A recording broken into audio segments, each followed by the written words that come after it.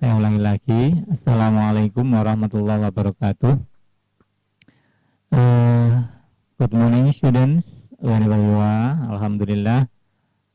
Let's thank to Allah because in this nice meeting we still have and He gives us some mercy and blessing so we can attend in this nice meeting without any trouble and obstacles. Secondly, salam and salam always be given to our Prophet Muhammad SAW, who has guided us from the darkness to the lightness, namely Islam. Alhamdulillah. Okay, let's open our program today by reading Basmalah together. Bismillahirrahmanirrahim. Okay, students, in this meeting, after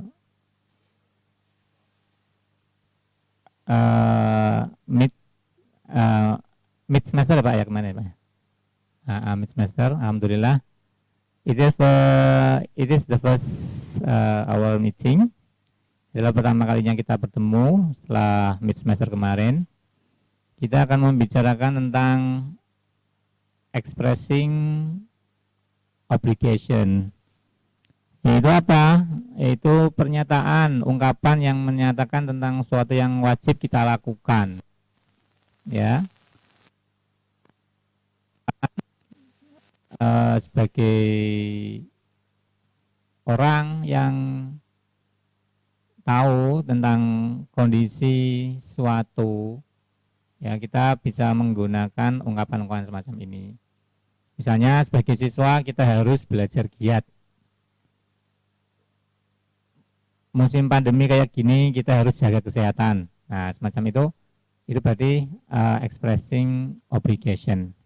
Nah di sini ada dua ungkapan yang bisa kita gunakan, yakni yang pertama subject, ya. Ini subjek tambah mas tambah verb 1. Kalian di rumah sudah belajar tentang perubahan kata kerja ya anak-anak ya. Perubahan kata kerja pertama, kata kerja kedua, kata kerja ketiga, dan kata kerja berakhiran dengan ing atau verb ing. Verb 1, verb 2, verb 3, verb ing. Nah, di sini subjeknya ada 7, masih ingat kan ya? She, he, it, I, you, they, we. She, he, it, I, you, they, we. Nah, untuk memudahkannya, ingat-ingat kayak gitu.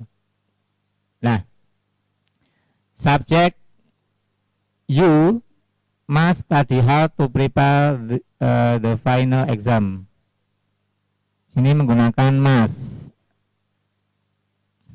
ya, artinya harus. Must di sini artinya harus. Must juga bisa berarti pasti, tapi nanti dalam konteks yang lain. You must study hard to prepare the final exam. Kamu harus belajar giat untuk mempersiapkan ujian akhir.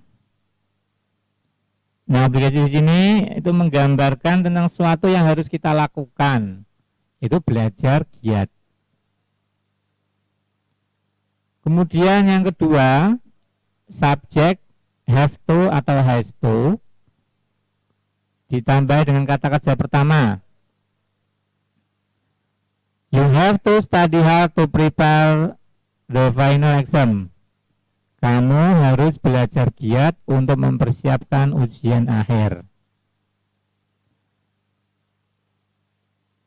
Contoh yang kedua menggunakan has to. She has to study hard to prepare the final exam.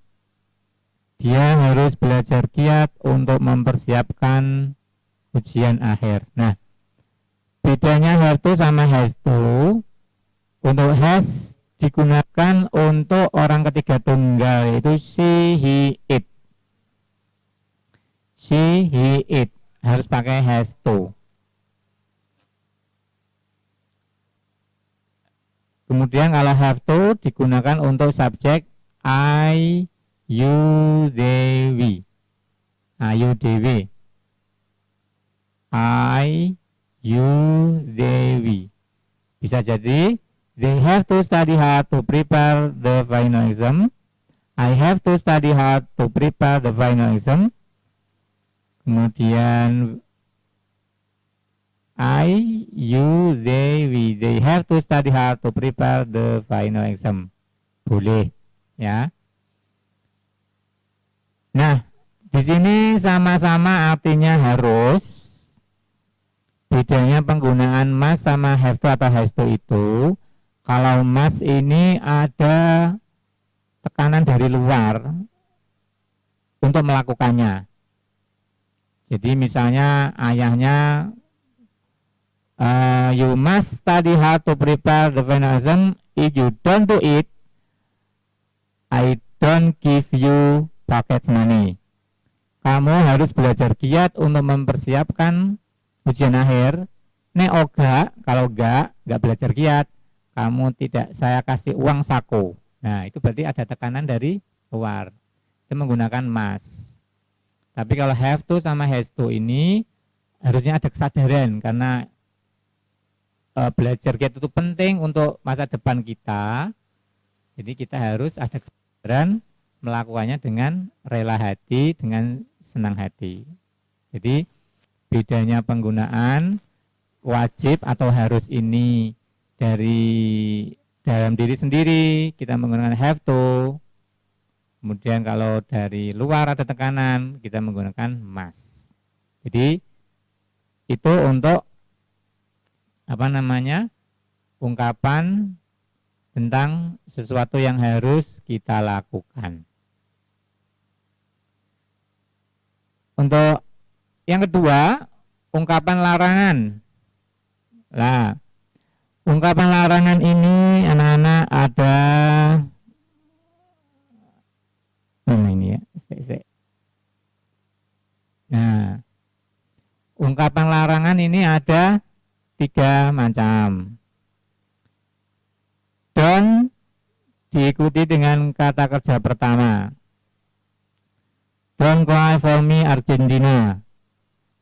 Mungkin anak-anak kalau browsing lagunya Madonna itu ya, penyanyi dari Amerika itu ada lagu Don't cry for me Argentina. Nah itu. Kemudian lagunya siapa lagi tuh? Don't speak. Ada. Dan banyak lagi. Kemudian don't diikuti dengan kata kerja pertama. Don't disturb me. Jangan ganggu aku. Don't go anywhere. Jangan pergi kemana-mana. Biasanya MC yang digunakan tuh iklan, sebelum iklan lewat itu ada don't go anywhere ya, don't go anywhere. Jangan kemana-mana. Stay tune ya, tetap di sini. Kemudian ada iklan. Kemudian kalau don't diikuti dengan kata sifat, kata keterangan atau kata benda, kita menggunakan be. Don't be lazy, jangan malas. Don't be jealous, jangan cemburu. Itu don't be diikuti dengan kata sifat. Don't be careless, jangan sembrono. Don't be stupid, jangan bodoh. Nah, kemudian kalau don't diikuti dengan kata keterangan, don't be there for a week, jangan berada di sana selama 1 minggu. Don't be here, jangan di sini. Kemudian kata larangan yang diikuti dengan kata benda, don't be bad boy, jangan jadi anak yang jelek, jangan jadi anak nakal. Don't be lazy student, jangan jadi siswa yang malas. Jadi kata sifat diikuti dengan kata benda, akhirnya menjadi benda. Contohnya di lazy boy, bad boy. Nah, itu. Ya. Kemudian yang 3 yaitu kata no diikuti dengan kata kerja berakhiran dengan ing. No parking, no smoking, no climbing, Biasanya kalau anak-anak di Borobudur itu ada stupa itu ditulis no climbing, dilarang mendaki, menaiki, ya. Kemudian banyak lagi kalau di mana itu di SPBU ada no smoking, no smoking area, bukan tempat. Nah, kalau itu berarti menunjukkan bukan tempat untuk merokok. Kalau smoking jangan merokok, no parking, dilarang parkir. Nah, semacam itu anak-anak. Nah, itu ada dua ungkapan, yaitu ungkapan larangan dan ungkapan perintah, ungkapan kewajiban yang harus kita lakukan, yang saya sampaikan pada kesempatan hari ini. Mungkin ada anak-anak yang ingin bertanya, saya persilahkan. Boleh materi yang kemarin sudah disampaikan sama Pak Miftah mungkin, sama Pak Atik, dan sebagainya yang masih belum jelas, bisa ditanyakan pada saat ini. Saya persilahkan. Oke, terima kasih yang Bapak Silaudin telah menyampaikan mata pelajaran bahasa Inggris. Untuk itu saya persilakan pada anak-anakku semua yang sekiranya mau tanya, ya. Di sini saya kasih waktu 5 menit untuk bertanya, ya. Silakan, atau sudah jelas semua ini, ya.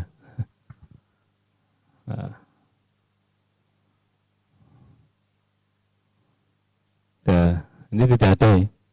Mungkin bisa dilanjut lagi atau dengan bisa akhiri, dan tidak ada, ya. Ya, kalau tidak ada, alhamdulillah, semoga kalian paham dengan penjelasan saya yang singkat ini. Semoga nanti kita cepat bertemu secara langsung untuk belajar bersama lagi di madrasah tercinta kita. Mari kita akhiri pertemuan kita dengan baca hamdalah bersama-sama. Semoga bermanfaat. Wabillahi taufiq wal hidayah. Assalamualaikum warahmatullahi wabarakatuh. Alhamdulillahirabbil alamin. Waalaikumsalam warahmatullahi